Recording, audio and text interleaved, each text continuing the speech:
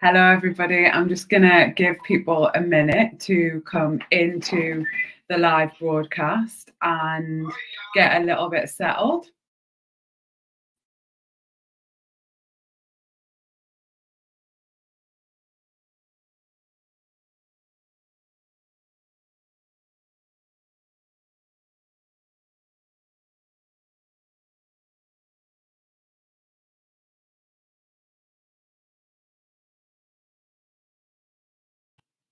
Good evening, everybody, and thank you very much to everybody who is tuning in tonight. It's been a while since the People's Assembly have actually done a live stream online, but it isn't because we've been doing nothing. The People's Assembly have been working hard to build local groups.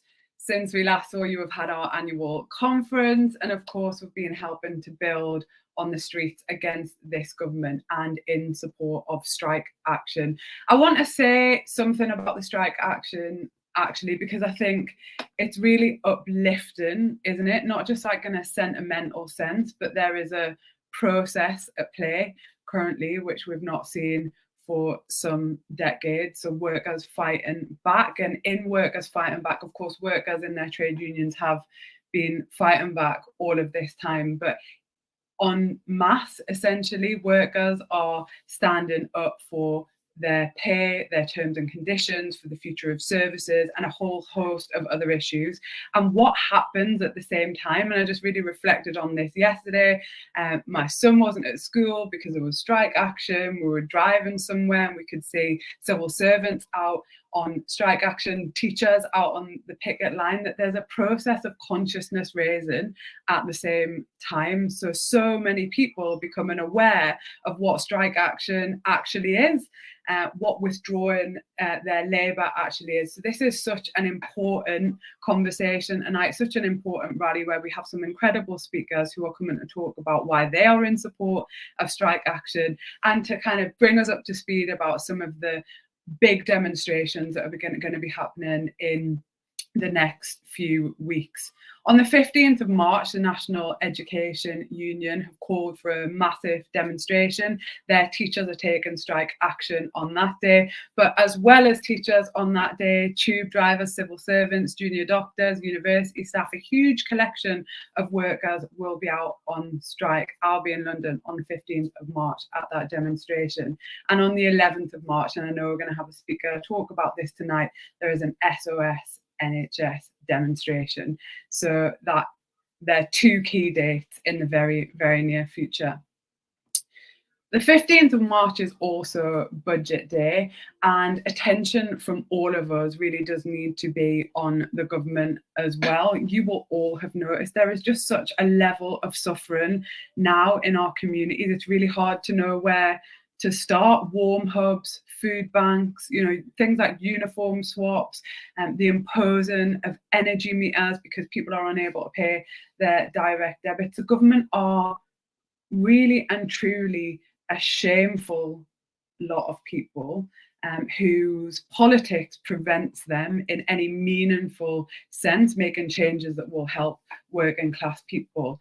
And because they know that, they instead have to quell discontent in other ways and fight back, fight that discontent through monstrous legislation, and that might have even made Thatcher blush. I'm not sure about that, but monstrous legislation that looks to curtail the right to strike, the public order bill, the already passed police crime courts and sentencing bill. There is just a whole host of huge societal issues that we are up against. I'm not going to say any more because we have some incredible speakers here tonight who are going to kind of tell a story about society and overall talk to us about why they are in support of strike action. Our very first speaker is James Meadways, an author and activist. It's over to you, James. Hi, everyone. Thanks very much for the invite to speak and to offer some solidarity to people on strike. And also, because this is with my economist hat on, just very quickly go through one of the bad arguments that the government and official sources are using about this strike was one presented just earlier today by Catherine Mann, who is a member of the Bank of England's Monetary Policy Committee, one of the people who actually sets the Bank of England's interest rate, who was saying that even though energy prices are now falling globally, and because the government is putting this money in on the energy price guarantee that's supposed to cap prices, not that anybody's necessarily really noticed this, but they're trying to do that. Because energy prices are falling, she says there's a risk that inflation will still rise. And why does she say that? Well, she says because energy prices are falling, everyone's going to spend all the money they're now saving energy. They're going to rush out to the shops and spend it all there instead and make prices go up. It's a completely mad argument, but it tells you something about what the Bank of England always argues and what they've been arguing for a long time now, which is that if there's inflation, the problem is people being paid too much. Now, you may well think that if there's inflation and prices are going up, the problem is you're not paid enough. And you're absolutely right. The Bank of England and the government say something else, which is that if there's inflation, it's because workers are being paid too much. And that is why, by the way, they've been putting up interest rates, because they want a recession. They want more unemployment. They want people too scared to go out and strike. And they'll say this. They'll say this in so many words. That's the mechanism that interest rates are supposed to go up to make a recession happen, to make unemployment go up, so people are too scared to go out and strike and demand a fair pay.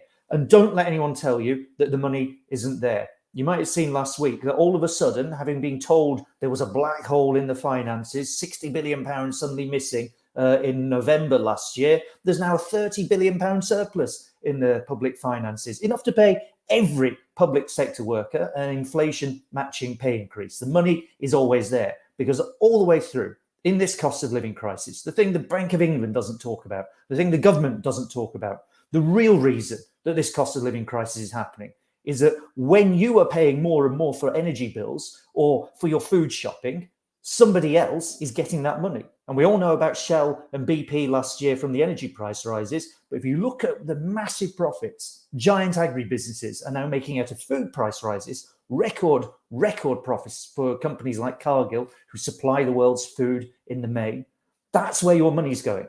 That's what the cost of living crisis is. So of course it's right to go out on strike and redress that balance. The money is there for absolutely everybody who is out on strike, and the government are scared that if they start to make concessions, as they will see it, if they start to actually give people the pay that they deserve, it will start to set a bad example to, as they see it, to every other worker out there. That's what the leak in the Financial Times was saying last week, that the Treasury don't want to pay more than 5%, which is ridiculous with inflation at 10%, by the way, to any public sector worker, in case every other worker out there not currently on strike starts to think that this is good, they can get something, they can organise, they can win as well. So it's critically important, I think, that people win, they have the confidence to win, and that we take on some of these arguments, get out there and actually win and start to deliver something for working class people in this country.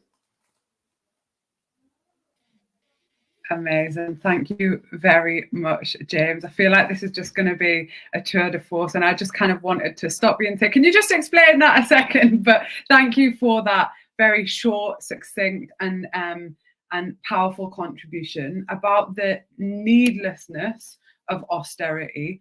Our next speaker is Dr. Andrew Mason. He's an A&E doctor. Thank you very much for joining us, Andrew. It's over to you. Hi, everybody. It's an honor to join you here. I'm calling in from Chicago. I'm seeing my mother for the first time in 4 years because of the pandemic. But I'm excited to be back in the UK in just a couple of days. I am, first of all, thank you for having me here with People's Assembly. It's an incredible group of people. Been a fan of James for some time. Thank you, Laura, and everybody for having us. I am a proud NHS A&E doctor. I love the NHS. Coming from the States where healthcare is delivered in a terrible, terrible way, I have fallen in love with the NHS, and not because it's some socialist fantasy or anything like that. I've fallen in love with the NHS because 10 years ago, the NHS was the best healthcare system on the planet. It was ranked #1 by the Commonwealth Fund. We beat everybody else. And if you look at what the Tories have done over the last 13 years in power, they inherited the absolute best healthcare system on the planet. And now we're among the worst in Europe. We have the worst NHS waiting list, 7.2 million people long. It's taking weeks for people to see their GPs. And horrific news that we are now seeing 500 deaths every single week because of delays accessing emergency care. That's people spending 12 hours waiting to be seen in A&E, or people who are calling from home who've fallen, who can't get an ambulance, or having a major health event that can't get an ambulance to come to hospital, and they are dying on our front doors. For too many people, for too many A&E staff across the country, a good shift nowadays is one where nobody dies in your A&E waiting room or shows up dead on arrival on the back of an ambulance. It is really horrific right now in the NHS, and for that reason, nobody wants. I'm not excited to strike. Nobody wants to strike, but we have an obligation to protect our patients, to protect our profession, to protect the NHS. And that is why that's why I see strike action as the only option right now, because no matter what we do, no matter how much we scream, this government just refuses to listen. And they have demonstrated to us that they do not care about your health or that of your family. And all they want to do is just run down the system, sacrifice the lives of so many people in this country, all for the ultimate goal of privatizing the NHS and making more money off of it. And I just think that's disgusting. I think that's barbaric, and I think that's wrong. And so that's why I am thrilled to be joining you guys today, and why it's so important that junior doctors are going on strike, why nurses are going on strike, why everybody's joining together for this massive day of strike action on the 15th. I would encourage everybody, please come to London on the 11th of March for our SOS NHS rally. It will likely be the largest NHS rally in our nation's history, and we need to demonstrate to the government that enough is enough. That we will not take the destruction of our health system anymore. That we need to end this madness. That far too many people are dying because of government policies, and we need to change things around. And so I'm very much looking forward to seeing you guys on the 11th. And also on the 15th. And thank you for having me. Thank you for having us. And solidarity with all striking workers. We have the wealthiest prime minister in British history, somebody with twice the wealth of King Charles himself, denying a living wage to public sector workers after we got this country through the pandemic. I think that's wrong. And I think that needs to change. And so that's why I'm excited to be here. That's why I'm excited to see you guys on the 11th and the 15th. Thank you. Thank you very much, Andrew. Firstly, for joining us. Secondly, for taking the action that you are, for standing up for us all. I often wonder, I know this is like a kind of, I think it's quite a big point, actually. You are on shift all the time, and then you are also organising to try and save the service that you provide for. That must be, that must take its toll. It must be a lot. Oh, God, yeah. I want to go on holiday, and I want to forget about this. I want to go read a book, watch a movie. I want to go spend time with my family. I want to do something just normal. But yeah, with a 48 hours a week, we're working, and that oftentimes we're working a lot more. But when you see the horrors of medicine in the United States, and you see how beautiful the design of the system is in the UK, and how 10 years ago we were the best on the planet, it's worth fighting for. And so if we lose a little bit of sleep nowadays to be able to get through this, then it's absolutely worth it. And hope to see everybody on the 11th and the 15th. Please, this is the time to fight. Thank you so much, Andrew. And we'll let you get on with your evening. Don't ever let it be said. I know people watching this won't believe this, but you will have to be countering this all the time, I imagine. I definitely see it online and just like in some of the conversations, although I feel like they're less now because maybe all of this strike action is building a consciousness about why people withdraw their labour. But Andrew just talked there about, extremely stressful circumstances at work and standing up for it when he's outside of work and organising. And there are truly tens of thousands of people like that across the country. These are not selfish striking workers. These are incredible people who are standing up for us all. Another person we are really, really pleased to be with us tonight is Claire Mosley. She's founder for Care for Calais. Many of you would have seen recently the far-right activity outside of hotels where the Home Office puts people who are seeking safety and seeking refuge in the UK. An incredibly and intensely stressful situation on top of what already was and is an intensely stressful situation. Claire, we're really pleased to have you here tonight. Tell us about Care for Calais and what you think people listening should know about. Thank you, Claire. Thank you so much. Thanks for having me. And as you've just mentioned, I was actually just over 2 weeks ago at the Asylum Hotel in Knowsley when the riot occurred there. And Liverpool is in fact my hometown, and I was so deeply shocked to see that violence occur on the streets in Liverpool. Liverpool is a diverse and welcoming city, and I don't think anyone expected to see those scenes on the streets of Liverpool. And since then, we have seen a wave of protests outside of asylum hotels across the country. In the main, they have been met with counter-protests, and it has been incredible to see ordinary people standing up for refugees and for what is right across the country. But it's still deeply disturbing to see these scenes on our streets, to see the far right standing there, intimidating vulnerable people in hotels. Don't forget, there was a firebombing in Dover just before Christmas. To see these scenes, to see people rioting outside the hotel in Liverpool was just an absolutely shocking and distressing thing to see. And in Knowsley, I'm very sad to say that the intimidation has continued, that there have been people still visiting that hotel day after day and night after night, standing outside and shouting at the people inside. That in fact, when 2 of the men tried to go and visit an NHS walk-in centre, they were beaten up. That just last night, a man left to go to a shop and was beaten up quite badly. And the people inside, they're just too frightened now to leave, that they're living in fear. And this is in the UK. And this behaviour is not just encouraged, but I believe instigated by our government. They've used desperate people who are making dangerous journeys in small boats as a weapon in the media to deflect from their failings and to build their power base by appealing to people who are simply afraid for their jobs and their homes. These scenes in our country are what happen when you tell ordinary people that they are being invaded. They are playing on fear. If our government really wanted to stop people making dangerous journeys, they would give safe passage to refugees in Calais. That would put people smugglers out of business, and more importantly, that would save refugees' lives.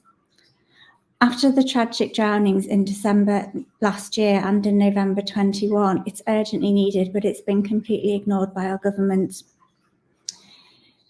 We've been very lucky to be working with PCS Union against the Rwanda plan. And as part of that, we looked at if Rwanda is not going to work, and it most certainly is not going to work, what is the answer?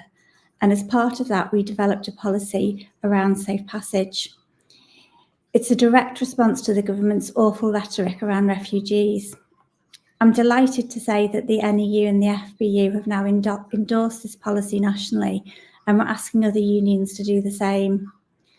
I believe it's a real opportunity for working classes to unite on a key issue of government policy and stand together to defend an oppressed minority who now desperately need our support.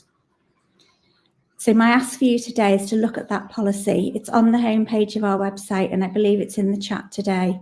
I would be more than delighted to talk you through it and talk to your organisations and your friends about supporting it.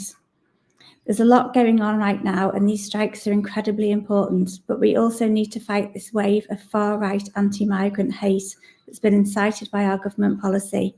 And this is one way that I believe we can stand together and do it. Thank you so much. Thank you so much, Claire. Honestly, thank you for everything that you do. We'll make sure that that is in the chat if it isn't already, that people can have a look at it. I'm sure that you or somebody else from Care for Calais, I know you are actually running services as well for refugees. So I know you can't just go and speak to every single group, but I'm sure a representative of Care for Calais could come and talk people through what it actually means in practice. It has been extremely embarrassing, if not just staggering to see some of these politicians in select committees not even understand that there is not a safe passage to the UK. you know, they're kind of very, like, quite perplexed by the question, even, aren't they? I think it's victim blaming. They blame people for coming illegally when they have absolutely no choice. When I met Lee Anderson, I actually said to him, do you blame women who get raped as well? Because that is what I feel that you do with refugees. I think their rhetoric is disgusting. And how did he respond to you? Well, he has now come back to the UK and blamed our charity for helping people smugglers. He's done everything that he can to paint a target on my back, actually. But whether you've seen, he's been tweeting saying that we are as bad as people smugglers and we are part of the problem. I think that is his pattern. His pattern is blame. It's an extremely dangerous discourse that is building up. And Claire, we are in total solidarity with you from the People's Assembly, and I'm sure every single person that is watching this. Thank you so much for your contribution. In a moment, we're going to hear from Glyn, who is a housing campaigner and academic. I just wanted to say something, though, about the danger of the rise of the far right, because it's not something that we can kind of just shrug our shoulders at, is it, and go, you know, well, it's not too much of a problem. It is a problem. And I think, as was very eloquently pointed out by Claire, there is a kind of a process at play, isn't there, where the different political narratives feed into supporting far-right narratives. And we have to, in my view, do a couple of things. So we have to counter the far right on the streets and make sure that they know we will outnumber them 1,000 to 1, 10,000 to 1. But we also must do intensive work and education to dismantle far right narratives around them being some kind of purveyors of women's rights, or, you know, the immigration is somehow the problem. Absolutely, unbelievably arrogant and dangerous to allow them to take up any space. And so we will counter them wherever they come. Next is Glyn Robbins. He's a housing campaigner and academic. Needless to say, your work is very much needed in the work of tenants' unions and other organisations, because the housing system is, I know it's like probably overused, you might think, Glyn, but the housing system is a mess and it's in crisis. And I'd like to hear what you've got to say. Well, thanks, Lauren. Before I get into what I wanted to say, actually linked to what you were just saying in terms of how the far right exploit the housing crisis situation in a particular way. So that's something we need to be very aware of, I think, and how we join these issues up and resist the blame culture and the divisive divide and rule and scapegoating. This morning in London, we woke up to a headline in City AM, which is kind of the banker's tabloid, I guess, saying that homelessness is about to be at its worst in years. And if you think of how bad it has been in the last years and think of it getting worse, it's hard to overstate just how serious the situation is. Contributing to that, it's an estimate there's 1 million tenants, mostly private renting, who are currently threatened with eviction. Let's think about how many of those people are actually also trade union members. Not that long ago, we had the appalling death of Awab Ishak. There's a lot to say about that. A bit like Grenfell, it highlighted a whole number of issues about what's wrong with our housing system, not least institutional racism. But actually what happened to Awab was also a story of housing privatisation, and we need to be aware of that too. One of the problems we face, though, I think, is a sort of desensitisation that we become so used to the idea of perpetual housing crisis. And it's sometimes quite hard for people like myself to say something new about it.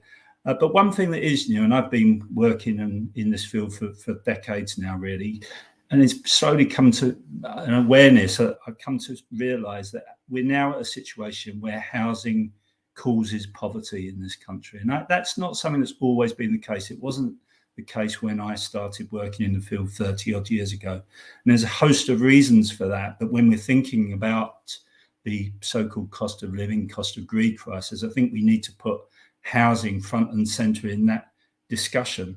And there's a whole lot of reasons for why we've arrived at that situation. And I haven't really got time to go into them now, but James spoke earlier about the super profits of the energy companies. But look at the equally outrageous profits of the house building companies in this country, doubling their profits in recent years, including during the pandemic. And if that wasn't bad enough, they are actually subsidised with public money, something called Help to Buy, which people may have heard of. When we're told, as James again was saying, there's no money, in the last decade or so, there's been £27 billion of subsidy through Help to Buy that in effect goes to private developers, help to boost those profits. This always comes down to politics. You know, I always say, you know, ultimately this is about political decisions. And I think we need to closely examine what the Labour Party, if that's a government in waiting, is saying about housing at the moment. And sadly, the answer is not very much. In the 5 missions that the leader of the party unveiled last week, housing was noticeable by its omission. So there is still a massive political gap there that needs to be filled. And I think trade unions have a critical role to play in that. Having been a member of the United Housing Workers branch for many years, I'm now a member of the UCU, the University College Union, and I'm delighted to say that we will now be striking again on the 15th of March and joining other unions in doing that. And we need to, again, raise housing as a workplace issue. What else is sucking people's income to the same extent as housing and energy bills?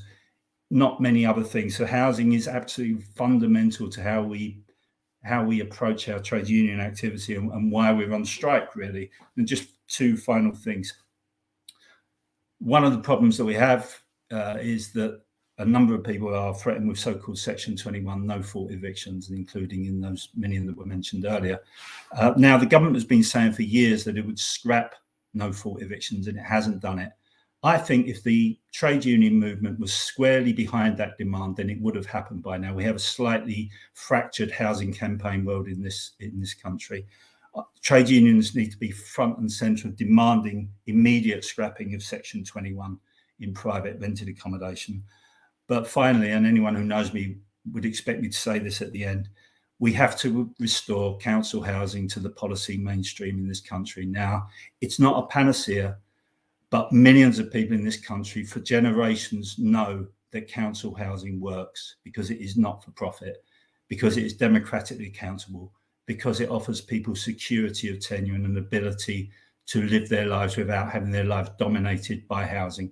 So we need to restore council housing. It's not the only thing we need to do, but it's absolutely essential that we do it. Thanks very much. Thank you very much, Glyn. I don't really know how you did that, how you managed to get so many issues and so many important points in that segment. I thought one of the things that you said is just so important for us all is the kind of normalization of the crisis and what becomes normal to us in terms of, you know, if I just think even in my own network about mold in properties or, you know, not really asking landlords to do repairs for fear of, you know, becoming seen as a problem tenant and, you know, and you're right. And then how that is portrayed by far right groups, how that is seen by political parties. There is a crisis, but housing is also a foundational issue, isn't it, in terms of humanity and what we need. So I really thank you for that contribution, Glyn. And please, if there's anything that the People's Assembly can do, don't hesitate to ask, or any kind of joint campaigns, that would be fantastic.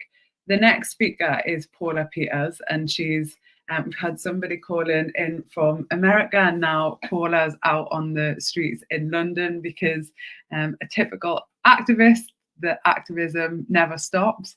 She is from the Disabled People Against the Cuts, DPAC, you might know them as, and you've just been on a protest against a council tax hike, haven't you? But over to you, yeah. Paula, for your contribution.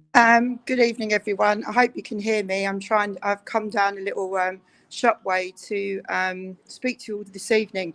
Now, I've been out on the streets of Croydon tonight.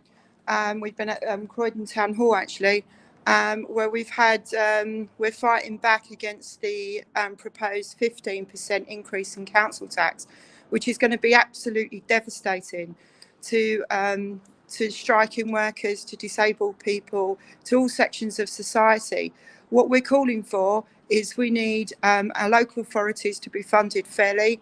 If you're going to raise council tax over 5%, let the people have a say and have a referendum.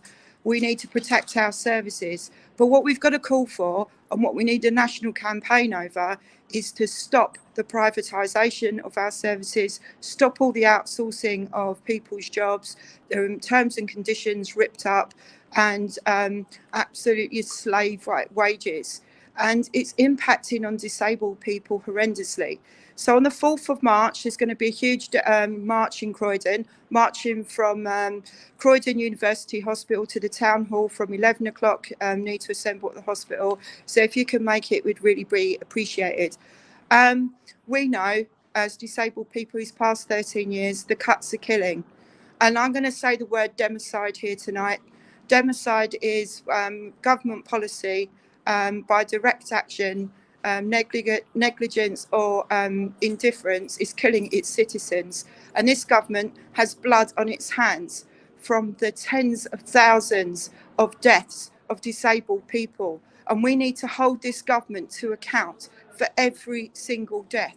One death is one too many. Deaths from the pandemic, deaths from 13 years of austerity, and also the cost of greed crisis. Let's call it what it really is. We've got 48% of disabled people in the UK today in absolute energy poverty, and with energy bills about to rise another 20%.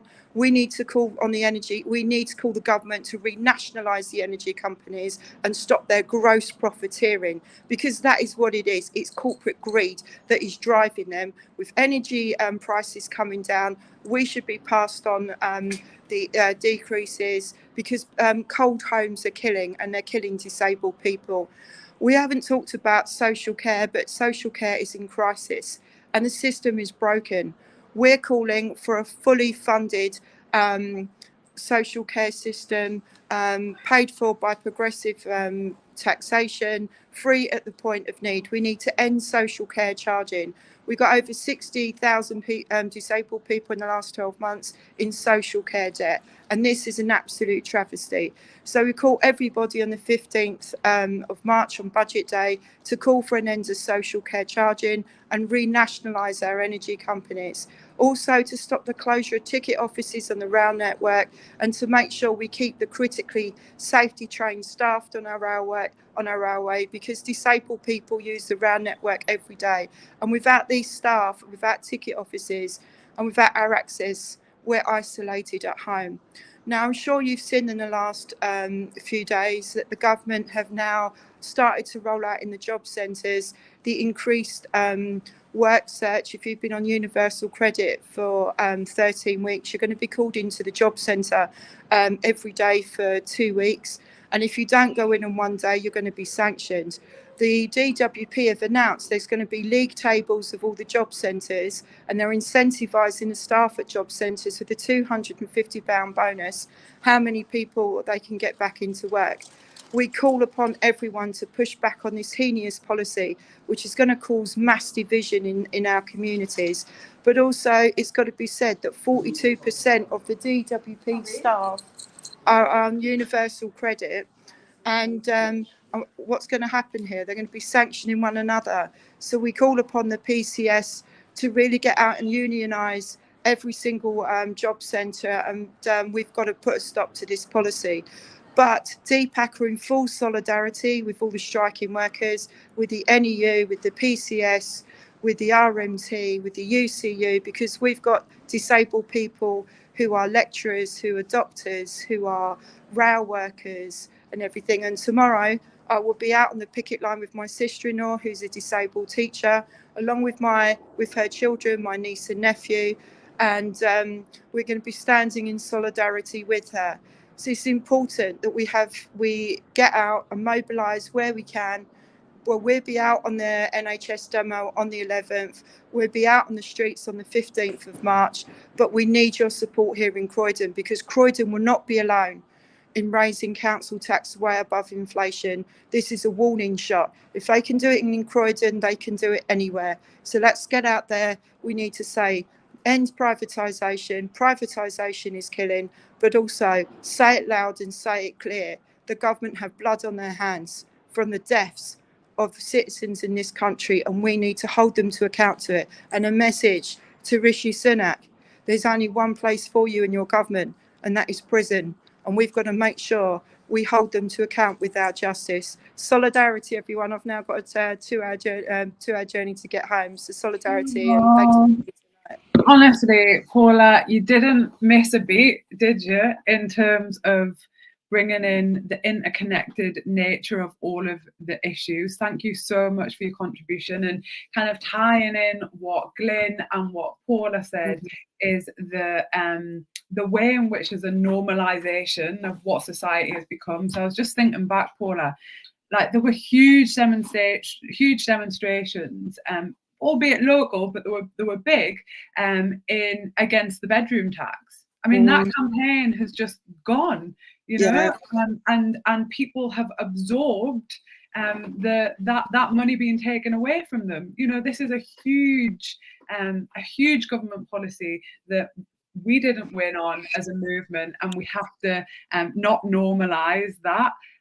It is okay for people in social housing to have a spare bedroom. Why don't people in social housing have the right, the need, the want to a spare bedroom, for goodness sake?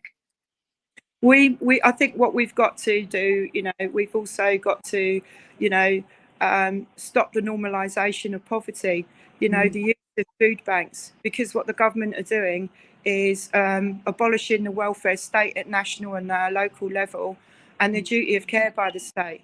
And it's ideological policy to make sure that we don't have a roof over our head, that we don't have food in our stomach, that we don't have healthcare, because they want privatisation of all our public services. So our demand's got to be that we've got to scrap the bedroom tax, we've got to end social care charging, we've got to get rid of benefit sanctions, but we've got to hold this government to, you know, the sheer greed of profiteering that's driving their policy, which it is, because they're making millions off of this. And we've got to literally hold the greedy corporates to account for the greed that's driving them. And when you see EDF making 1.1 billion in a year, you're seeing British Gas making 3.3 billion in a year. They don't need to, you know, it is greed that's driving it, and we need to put a stop to it. But also we need to say it on the streets on the 11th, on the streets on the 15th, that people are dying as a result of these policies. And I can't stress that clear. We need a huge banner to say this government are guilty of democide.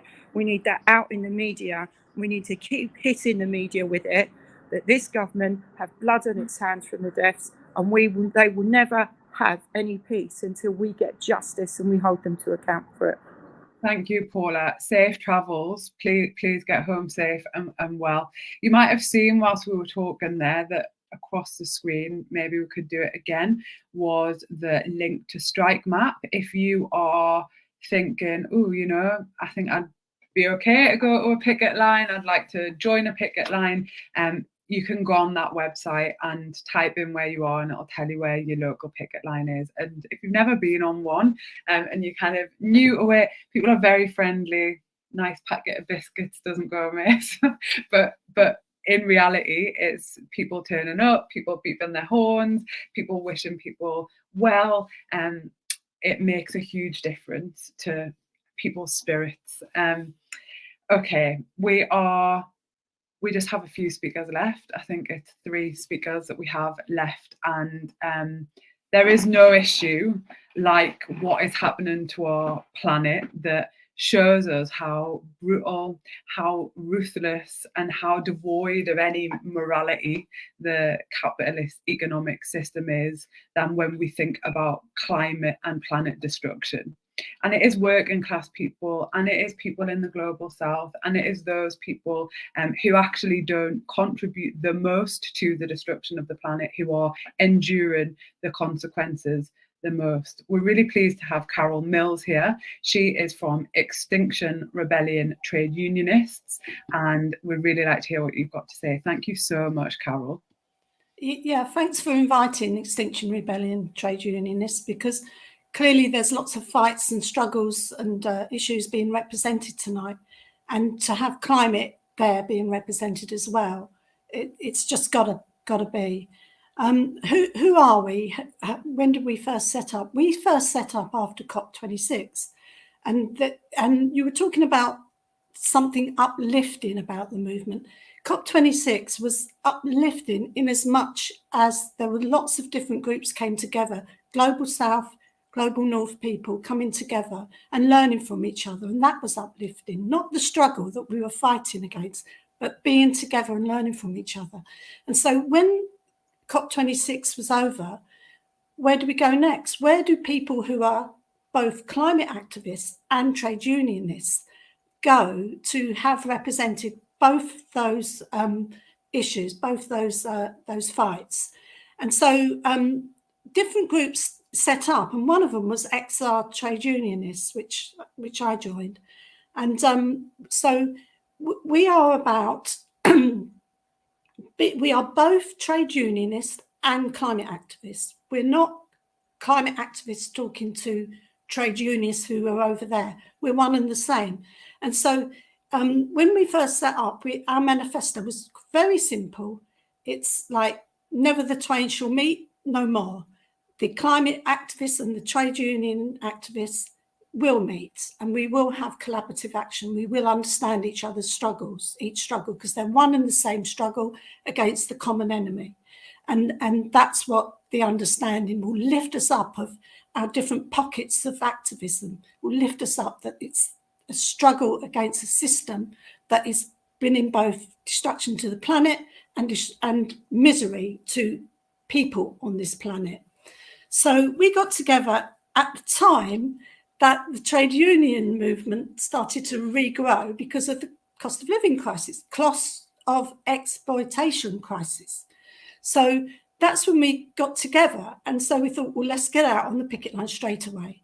And that's what we did. And so when there was an oil refinery kind of strike very early on, when we were kind of first forming, it's like we had to make it clear, we're with the workers. We're not with the system that is exploiting the workers and exploiting the planet, that is paying their wages not very well, you know, because they need more wages, so they need better conditions. But we're with the workers, and we wanted to make it very clear that that's why we were there, not to lecture them, you know, about, you know, working in an oil refinery or something like that. So we get down there on the pickets, and I can say that I've been on practically every picket in Eastbourne, and I take the banner plus loads of other banners, but the banner that we have for XR Trade Unionists is it's such a conversation starter, and because it like Nigel he's a ex-train driving retired R&T, he knocks out these in his workshop, and they've got different blocks, and one of the block that I've got on my one is the levellers. And so I get down on the picket line with the CWU at the sorting office in Eastbourne, and you know, they're there for hours in the cold. And so you bring your colourful banner later when it's warmer. That's when I got up, but I'm down there every time, and they'd say, what's this? What's these levellers that you've got on this banner? And so we have a good chat, and we have a good conversation. And I haven't got time to go into it, but the other side, we're having the conversations from the other directions with climate activists who might have come into the climate movement via soft environmentalism and don't understand the social issues and the climate justice issues that are related to worker struggles and people's struggles. So we also have different conversations over there. So we're stuck in the middle. It's quite good fun. So that's probably my 4 minutes up, isn't it, Laura? Thank you ever so much, Carol. Honestly, I really appreciated your contribution. We are going to move things on now. Honestly, thank you so much, Carol. We're going to move things on now, and we're going to hear from another brilliant activist. The demonstration that I imagine Tom will be talking about has already been mentioned, but it is worth repeating time and time again to get as many people to the streets for this as possible. Welcome to the meeting, Tom Griffiths. It's over to you. Oh, thank you so much, Laura. It's a fantastic meeting, and it's been amazing to hear how all of these struggles are interconnected and how they're all having impacts, both good and bad, on each other's kind of issues. I mean, I think what we're in is an incredibly contradictory moment, and there's so much hardship. Cost of living crisis is hurting everybody.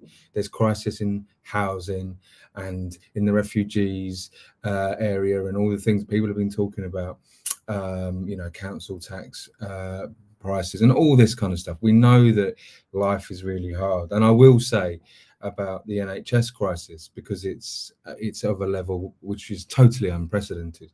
But I also want to talk about how much of a really positive moment this is, especially for working class organisations, especially for campaigns like the ones that are represented here, especially for the trade unions and so on. And if any of you, as Laura was saying, you get down to a picket, it's often a lot of fun. It's more than a lot of fun. Sometimes it's really, really electric. And if you've been around campaigning for a bit and been down to picket lines in the past, the pickets happening at the moment are of a different scale and a different level of positivity, hope, and passion, as well as anger as well. And I think that means, as well as the scale of the strike action, that we're in a very, very exciting moment, and there's a lot to be really hopeful about. I think the working class is absolutely on the rise. It's not gone anywhere, it never did, but it's getting its confidence back. We're getting out on the street again, and we're doing this kind of joined up thinking. This is exactly what the government doesn't want us to do. So big thanks to the People's Assembly for doing events like this, because it's exactly the thing that needs to happen. It's exactly the thing that the government hates. It hates it when we all start talking to each other and not only sharing the things that are happening that are difficult, but sharing tips, thoughts about how we win, how we keep each other's spirits up, how we fight and how we organise. So we mustn't lose sight of that at all. So yes, the NHS, like lots of the other things we've heard about today, is in an absolutely dire crisis. We knew it would be bad, but we didn't know it'd be quite this bad. We've got over 7 million people on waiting lists. We have a staffing crisis of 132,000 vacancies. That's spaces on wards where there should be people to keep patients and each other, NHS staff, safe, that aren't there anymore. And of course, hundreds of people dying every week. I speak to a lot of medical staff, nurses and doctors and all the rest of it. Death, sadly, is part of the job, but preventable deaths, unnecessary deaths, should not be, and they hurt, and they are really unacceptable. I spoke to one of the nurses on the picket lines the first day of the RCN strikes, and she said, I'm not even striking for pay. I'm striking because I'm scared someone's going to die that didn't need to die every time I go on shift. That's the level of the crisis. But at the same time, as I say, the level of the fight back is growing and growing as well. Let's also be clear why the government is doing what it's doing. It's, as Paula was saying, let's be absolutely crystal clear. It's undermining a service to privatise it, to make more profit from it, to give chunks of it to its greedy friends, and so on, as Paula and others have said. That means people die. Privatisation is killing people already. Defunding is killing people already, and we know that it's something that we must act on. So that's partly why we've decided to pull a demonstration together at quite a short notice. The strikes are happening now and need our response. The crisis is happening now and we must respond to it. And just as the nurses, and I'll wrap up soon, Laura, just as the nurses were the front line of the fight against the pandemic, they were the front line before that, by the way, as we all know, but they're not only the front line in keeping us safe now, but they're the front line in trying to save the NHS. And that's why we're very, very clear at Keep Our NHS Public and SOS NHS that striking NHS staff, whether they be non-clinical, caterers, porters, security guards, or whether they be clinical, nurses, midwives, physios, all kinds of people going out, and of course the junior doctors coming out very, very soon, They are now fighting not just for their own pay and T's and C's, but for the very NHS itself. We must stop the government undermining it, destroying it for profit. So come and join us on the Saturday, the 11th, as I know other people have talked about already. It's a moment to bring together different disciplines, different unions, and also non-health unions as well. And lots of people who are speaking here tonight will be joining us as well. So come down Saturday the 11th, Central London, and we'll make a hell of a lot of noise. Thank you, Laura. Thank you so much to you, Tom. I think all of us have got our own stories of how beautiful and brilliant the treatment and care and the service of the NHS is. And then increasingly we're hearing people's stories of distress about, you know, ambulance wait times, the, as you said there, the distress of the staff. You can, you know, I sometimes cannot believe that they have those kind of that moral weight as they leave the door and leave work and have to take that home. So each and every single one of us support your demonstration on the 11th. Please, if people can get there, please do get there. This is about building a mood music to the government that people care, that people will stand up for the NHS, that in our tens of thousands, and that we of course support the striking workers who are part of the NHS. The next speaker very rarely has a megaphone out of her hand.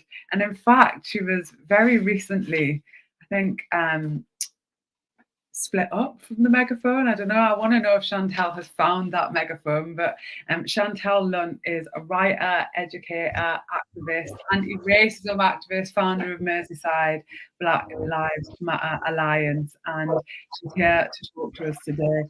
We had Claire on just before Chantal, and very soon after the far right mobilised outside the hotel, you and others managed to assemble a huge demonstration. Over to you, Chantal. Talk to us about what you think people should be caring about, thinking about, what they should be active about at the moment. Thank you, Chantal. Yeah, definitely. Thank you, Laura. Apologies for any background noise. I'm just in a gallery. But yeah, just so you know, I did get reunited with my megaphone, thanks to Lee from the FBU for helping out with that. But in relation to our shared struggle and the strike movement that is happening with workers up and down the country, I have my own little NHS story. I'm sure a lot of people are aware my son has a severe illness, so we spend a lot of time in A&E. We're sort of frequent flyers in children's A&E. And I was there just before Christmas, and it was something called a Mad Monday. So apparently on a Monday, that's the worst day to go. But you know, kids don't choose when they get sick. And it was just, you know, it was completely really busy. There was nowhere to stay. Like the staff were just exhausted. And I'm just stood there thinking, like, my child really wasn't well. And I'm thinking, oh, you know, like, how are the staff coping? How are we going to get through this?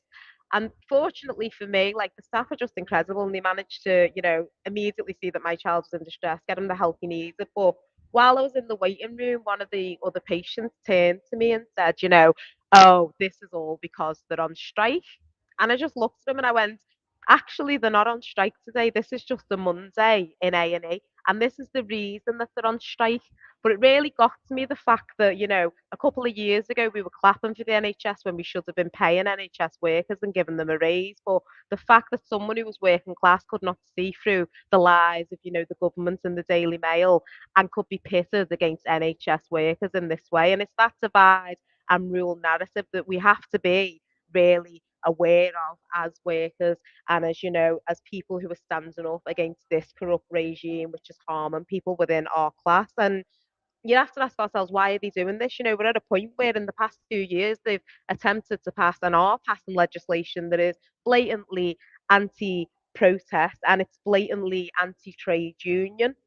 But in the past 3 years, we've seen working class people and movements come together like never before. We've seen people standing up and saying, no more, we're not putting up with this and we demand change.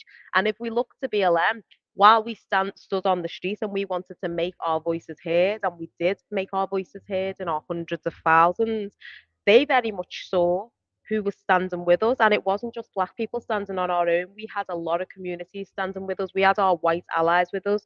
And that is what has got them shook. And that is why they are trying to divide people in one of the main ways along racial lines. Back in the day, it was Black people who were accused of stealing jobs and committing crime and who were demonized in the cultural and social spheres. Now, that narrative has moved to asylum seekers and refugees, and we need to be aware of this witch hunt and this scapegoating of marginalized communities, because it only benefits the ruling class when we fall into this trap of pointing the finger at the person who's barely got more than us and saying that person is the problem, rather than pointing the finger right up there at those in power, those organizations and those fat cats, and saying they are the problem. And that is what we need to do. We need to be mindful of the tried and tested divide and rule narratives that they have pushed in the past against our siblings within the trans community. We've seen the horrible murder of Brianne G, who was in Warrington, a young person murdered due to the hate. And this hate-filled narrative that's being peddled to divide and rule us is the biggest way that they are going to divert our movements. So we need to see them, because the ruling class are standing united against us. They are standing united in the hope that we will tear ourselves apart, in the hope that we will fail to see that there is more that unites us than divides us. And what we need to do is continue doing what we've been doing over the past 3 years and seeing each other's struggles, seeing what we all need within our movement, and whenever necessary, coming together within our movements to support each other. So massive solidarity with anyone who's striking, especially the NHF, who are absolute lifesavers, and I owe everything to them. Chantal, just perfectly put. Honestly, thank you so much for that contribution. And I can tell that you're probably working on so many other things this evening, and but still slotting in such a fantastic contribution. I think it's no shock, is it, that they use so much time in Prime Minister's questions to talk about the immigration system, to talk about the boat crossings. We are in the middle of a huge poverty endemic, and they want to, as Chantal said, distract us by stoking up the flames of racism, by saying, look elsewhere, don't bother looking at the inadequacies of the politicians, don't bother looking at the way in which the whole entire economic system is built to extract as much profit from working class people as possible, with no regard to how it makes anybody feel, or the suffering, or the people who die at the hands of that economic system, or the way in which the planet is destroyed. Look elsewhere. You know, look to those people who are crossing borders, or as Chantal said, have either much less than people who are saying those things, or very little. It's a tried and tested tool, as Chantal talked about. Thank you so much to her.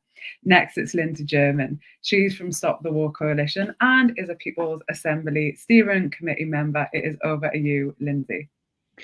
Okay, thank you very much, Laura. And it's great to hear all the different speakers that we've had tonight, bringing all these different issues together. You know, I think it's incredibly important that we start with the scale of these strikes. I mean, these strikes are remarkable.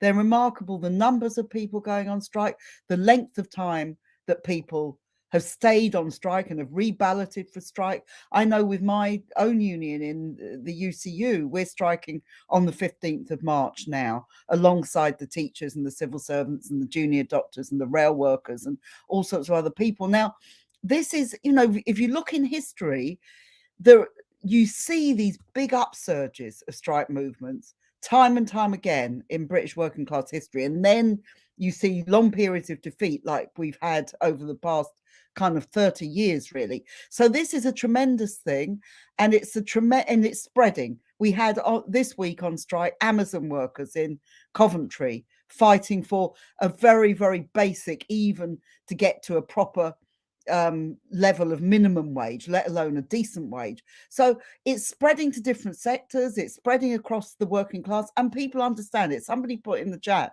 that even people they don't think of as political or not particularly sympathetic, they all support the strikers. Why do they support the strikers?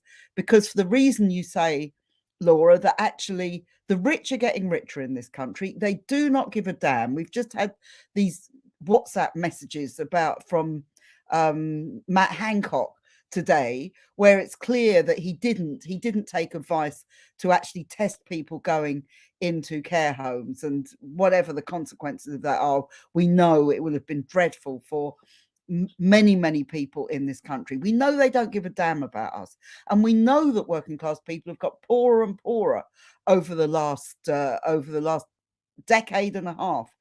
And the terrible thing is, and this is, I feel particularly as an anti-war campaigner, there are some things that we never have money for, like paying the nurses, like building decent schools, like making sure the hospitals don't have waiting lists like they have, creating a situation where everybody has the right to a council house, where everybody can live in decent housing. At the same time, so-called defence spending, military spending, is ring-fenced above the rate of inflation. This year alone, we're going to spend 50 billion on the military and on defence. And also, they're talking about having 3% of the whole national income. Maybe they're moving towards this. They wanted to do it last year. Liz Truss was so unpopular that didn't happen, but they're going to try and do that again. Now, if there's no money for schools and hospitals, if there's no money for housing, why should we repeatedly be told we have to find the money for the military? I think it's wrong. I think if you look at people's security people want is somewhere to live. They want the hope that their children would have a better future. They want a job which pays decently. These are things which our society hasn't been able to deliver. And one of the important things about tonight, and one of the important things about March the 15th and the big demonstration we're going to see, and the huge number of people out on strikes, is we're bringing all these different issues together. You know, it's very easy in the trade union movement, or if you're involved in one or another campaign, that you just say, okay, this is what I'm concerned about. And we all have our own particular concerns or issues that we're in. But what is great about what is going on now is people are beginning to make the links. It's no different if you're one group of workers to another group of workers. It doesn't matter what color you are, what nationality you are. We all have something in common as working class people. And I think the People's Assembly has an incredibly important role to play here in terms of bringing together the trade unions and the activists in the trade unions, and also the different campaigns, whether it's about housing, whether it's about racism, whatever the different issues are. So this is something that we have to really build on.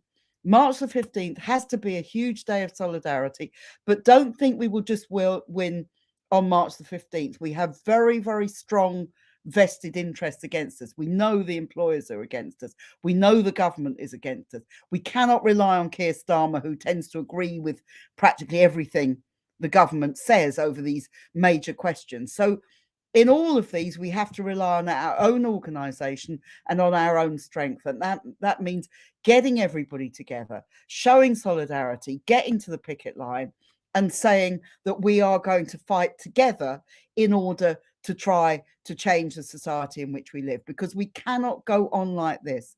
We cannot go on with children who are going hungry because their parents can't afford to feed them. We cannot go on with people dying because of mold in houses. We cannot go on like this. And I think one of the things that March the 15th is going to say is that is a line in the sand. We're not going to put up with this anymore, and we're going to fight back. Thank you so much for that contribution, Lindsay, which I think tied everything really nicely together in time for our last speaker. And what Lindsay just said was extremely important in relation to our coming together. There are political choices, and the choices that keep getting made are against the interests of working class people, aren't they? Safety, security is always positioned in terms of military might and police on the street and prisons and, you know, how many security cameras are and locks on the door. You know, it's always about those, how the kind of system constructs safety. Whereas, as Lindsay said, people want secure jobs, they want warm homes, they want to know they can pay their bills, they want to know, as Chantel brought up, want to know that their children are going to be cared for if they go to A&E. All of those things contribute to our sense of safety in the world. Okay, we've got our final speaker.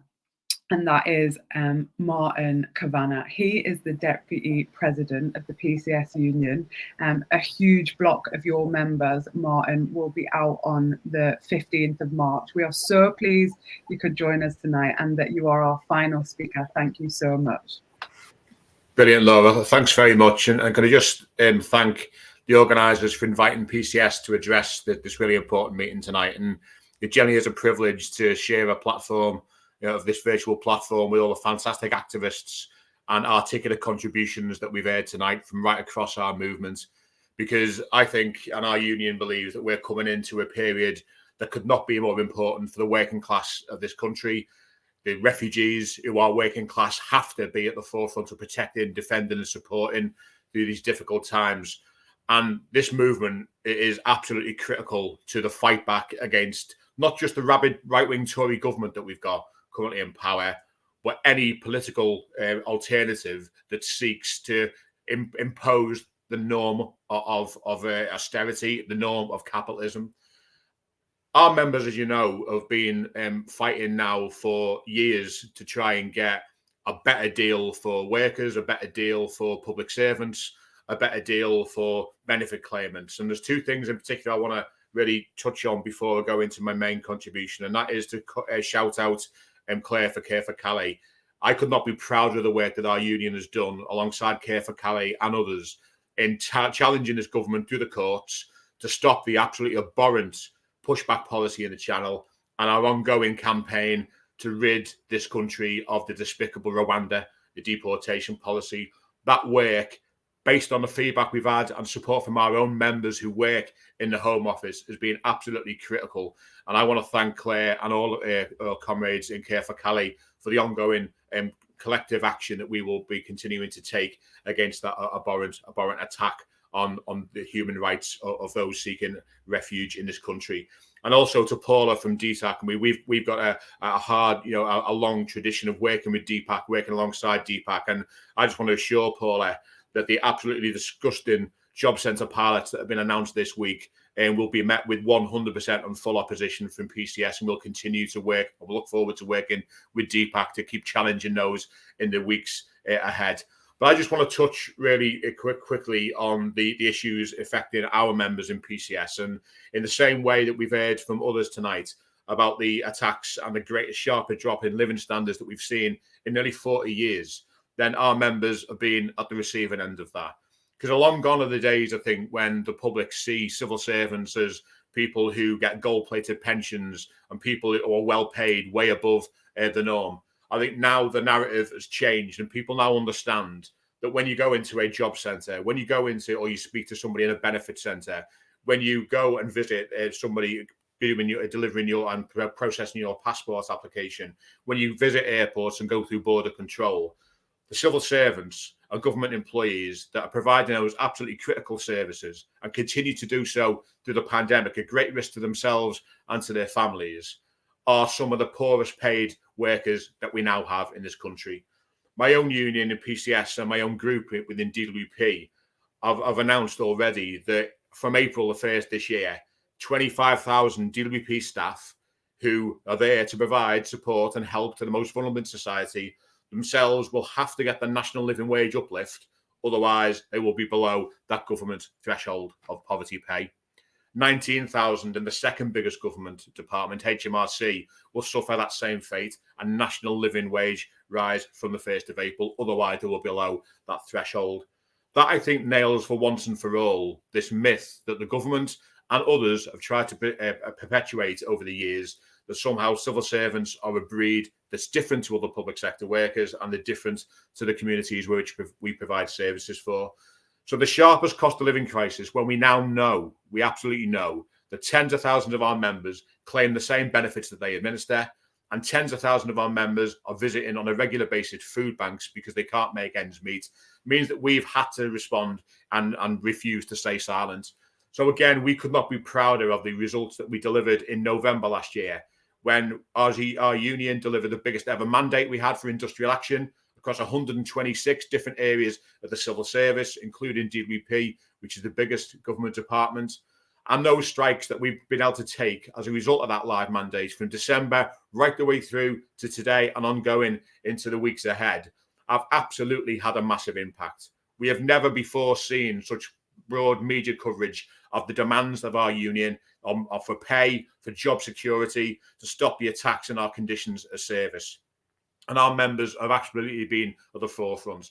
And I don't think anyone could have been anything other than inspired when on the 1st of February, you saw the 100,000 PCS members on strike alongside 500,000 other public sector workers, to say to the government that we've had enough of being at the back of the queue when it comes to pay. We've had enough of being expected to always be the ones to tighten our belt while they record profits and pay out record dividends to shareholders and just wipe from the history books the undelivered contracts that they awarded using public money during the pandemic. They could write that off, but they can't afford to give public sector workers and other workers a decent pay rise. Well, the 1st of February showed that workers everywhere were determined to rise up against that. And that is why the 15th of March is so important, because I, again, could not be more pleased that alongside those other workers, the teachers, the rail workers, the university college lecturers, the junior doctors, our members in PCS will again be taking strike action on the 15th of March. But we won't just be the 100,000 that were out on the 1st of February. We've now got another 33,000 after results that were declared yesterday from 9 other government departments, including Revenues and Customs, that are going to send a simple message to the UK government and to any other employer that wants to do their bidding for them. If you think we're going away, you've got nothing coming. We are coming back bigger. We are coming back stronger. We are coming back better organised. And we will coordinate with every other trade union and every other activist movement in this country until we get the decency and the respect that we deserve. Job security, decent working conditions, good quality jobs, a proper fit-for-purpose social security system, and yes, the pay rise that our members and other workers have so deserved. So we too will be in London on the 15th. We will be having our own demonstration starting at the embankment, and then we'll be marching to Trafalgar Square to join with our teacher brothers and sisters, standing square side by side with a very simple message. We ain't going anywhere. We're coming back for what we've earned. We're coming back for what we deserve. We're coming back for our right at the table. So government, beware. We ain't going anywhere. Solidarity. And to everyone on the call tonight, Laura, huge solidarity, huge congratulations for the work we've done so far. But we ain't finished yet, and we can't be allowed to finish yet. We keep going until we win. Thank you ever so much, Martin. What a fantastic way to finish this meeting tonight, with a resolute stance from you at PCS Union about how solid and actually what an achievement it is to get this far. I don't want to kind of overplay that, but I think people need to know how strenuous the requirements are for you to have got to this point, and actually all of the victories that have been had along the way. And really it is a litmus test about how your members are feeling, about how they have been treated, about what they are experiencing. But I think we just need to take a minute to say a massive congratulations to your union and every single other union that is consistently beating the threshold for strike action that, let's remember, was put in place. It's anti-trade union legislation. It's put in place to try and stop this kind of action. And what a sight to behold that will be when your members join up with other members on that demonstration on the 15th of March. That will be a sight to behold, won't it? It certainly will. And we can't wait. And you're dead right, Laura. The whole point of these thresholds are to stop workers taking their legitimate and legal right to take industrial action and stand up for themselves and their brothers and sisters. And more now we're seeing the narrative changing. More and more now we're seeing the public understand why workers who did keep the country going, genuinely keep the country going during the pandemic, are only coming for what is a fair slice of that cake. And that's all they're asking for. This is not greed. It's not based on unaffordable demands. It's the bare minimum that anyone in a decent civilized society should expect to pay their workers. And others are getting it. About time the workers of this country stood up and got their just desserts. what a brilliant way to end. I'm not going to add any more political narrative than what Martin has. A fantastic contribution to end. This really was about grounding us in why we are supporting striking workers, why we should be supporting striking workers, and why we have to keep having those conversations wherever we can. I know it's sometimes uncomfortable, but those people who are taking strike action have already had so many sometimes uncomfortable conversations in the workplace. They're built for these ballots. They are organising in their spare time. If we remember back to Andrew's contribution at the beginning, sometimes tired and weary, and it really is up to every single one of us, if you're not taking strike action, to get behind those who are. I know people are, because I think Martin is completely right, that actually, I don't know if other people feel like this, but I feel like some of the conversations are getting easier because those struggles are becoming connected, because of the mass of people who are taking strike action. This can't be put down to people being selfish or greedy. This is really concerned people standing up for their own pay, their terms and conditions, for the safety of services, for the safety of all of our future, for the sake of all of our futures, and we have to get behind them. Let me just remind you once more, as if you could forget, the key dates upcoming. On Saturday, the 11th of March at 12 p.m, there's an SOS NHS demonstration, really important demonstration for our National Health Service. And on the 15th of March, there are demonstrations. The National Education Union have called a demonstration in London. You just heard from Martin there that PCS will be demonstrating in London too, alongside teachers, tube drivers, junior doctors, university staff. A huge collection of workers will be there, and every single one of us who support those workers. Have a lovely evening, everybody. Share this in case you are in those conversations with people who aren't quite yet convinced. Let's stand up for striking workers. Let's stand against this government. It is also budget day on the 15th of March. Thank you, all of our speakers, and good night.